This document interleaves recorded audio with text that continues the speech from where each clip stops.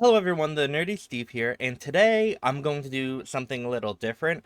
I'm going to talk about each of my favorite current decks on MTG Arena for each of the unique constructed formats. So I'll talk about my favorite standard deck, explorer deck, alchemy deck, and historic deck. So let's go. So for standard, what I play is a mono white aggressive strategy.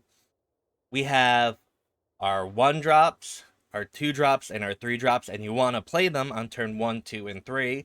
And that's kind of just how the deck works. You want to come out as quick as you possibly can.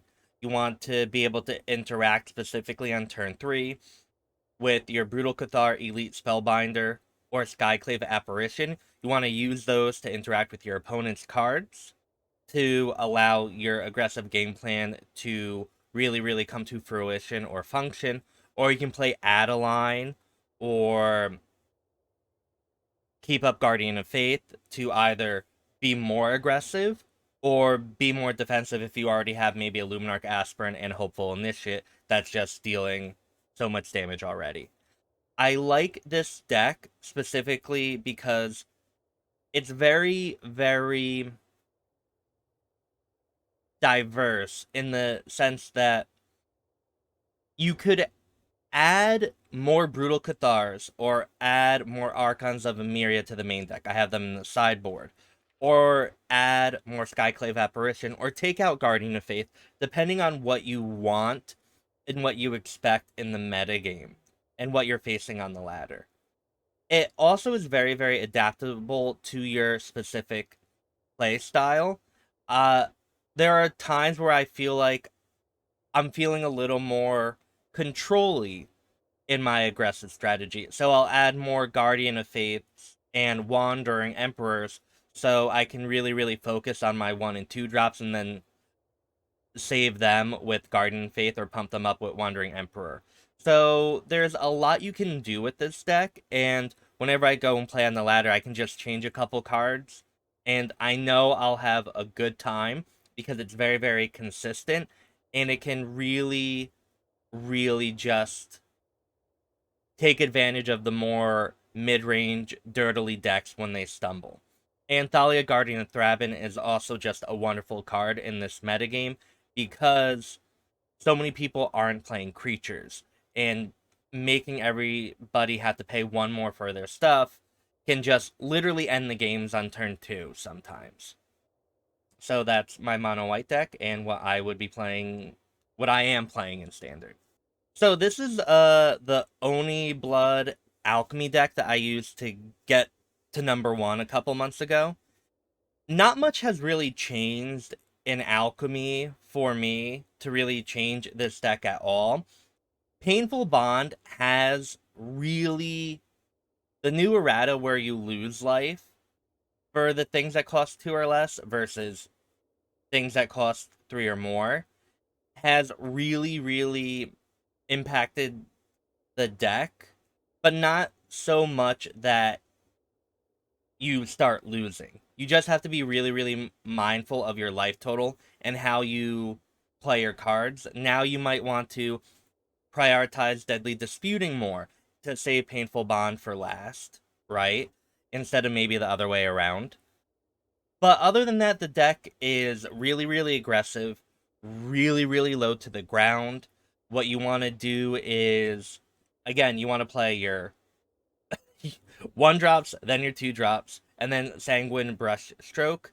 And the deck can literally win out of nowhere. And there's a lot of ways to build to that point, right? If you have a Meat Hook Massacre and an Oni Colt Anvil and a Brush Stroke along with the Blood Artist out, you can like kill your opponent from 10 life and they won't even expect it, right? So it has so much aggressive potential, and it's very resilient. And it has a lot of interaction with uh Voltage Surge and Blood Type Harvester to really just not die to the aggressive decks, and then against the more controlled decks, you can kill them because you have time to build up your board presence and your blood tokens and your creatures and the slow incremental drain is just too much. And so this is what I would be playing in Alchemy. So in Explorer, what I would be playing would be a Jund, Cat Oven, Trail of Crumbs, Mayhem Devil, Corvold Sack deck. And that's the official name. The deck functions using creating card advantage from Trail of Crumbs and the inevitability of Cauldron Familiar and Witch's Oven to drain your opponent's life total and find other pieces of the combo, which, with Oni Cult and Mayhem Devil or Corvold out, once you can start sacrificing things, you get so much advantage. Kind of similar to the previous Oni deck that I talked about in Alchemy. The Explorer deck, it just is so consistent with Fable of the Mirror Breaker being able to discard cards to draw you more with Deadly Dispute and Trail of Crumbs. You can find everything so consistently, and it's just a very, very powerful, very explosive deck. Sometimes a resolved Corvold just means your opponent can't win, because even if they respond and can kill Corvold, you've drawn 5 cards already, and you can just do something else completely ridiculous. The sideboard has Brave Enfeeblement to interact with Greasefang. You have Thoughtseize against other control decks, and again, it's just more of the same plan. I absolutely love this deck. It is really, really fun, really consistent, and really powerful. And yeah, I would play this in a heartbeat. Now, of course, anyone who has watched me stream on Twitch will know that my historic deck of choice is a Golgari food deck that features Yawgmoth. And there's not really much I can say about this deck, but I can, and I will. It uses, as previously noted in the Explorer deck, Trail of Crumbs, Cauldron Familiar, and Witch's Oven to generate a lot of incremental advantage. Because with Witch's Oven and Cauldron Familiar, right, you drain your opponent for 1 every turn, and then with Trail of Crumbs, you can find your lands or your other really, really powerful permanents, right? And once you get to a certain point, you're draining your opponent more with Meat Hook Massacre. With Ravenous Squirrel, you get a really, really big creature that only costs you 1 mana that in 2 or 3 turns is lethal.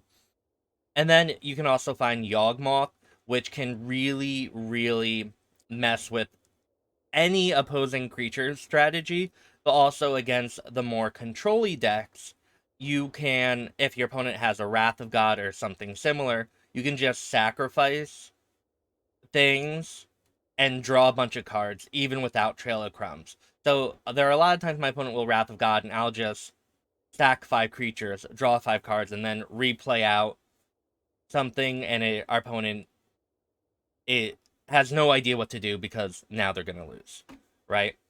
And this is just such a fun deck. I think it's very, very powerful. It's very, very consistent, and something I highly recommend. It's also very, very customizable, and I'll go into depth in another video about this deck and how much I love it. But I just would recommend this deck all the time. I rarely ever feel like I have a matchup that isn't winning, and I also feel that I have a ton of agency playing the deck, and I also have tons of fun activating Cat Oven every turn. And if that makes me a bad person, well, oh well. So everyone, I want to thank you all for watching. I hope this video was somewhat informative. I'm trying something new, mainly because the standard deck that I was testing, uh, for a video, I actually couldn't win a match over like 6 matches, and I was desperate for something. So ta-da! But yeah, I kind of really like doing it, so I'll probably maybe do a weekly update every week and maybe go into more depth in the future. And hopefully I don't have the same decks every time, but I probably will.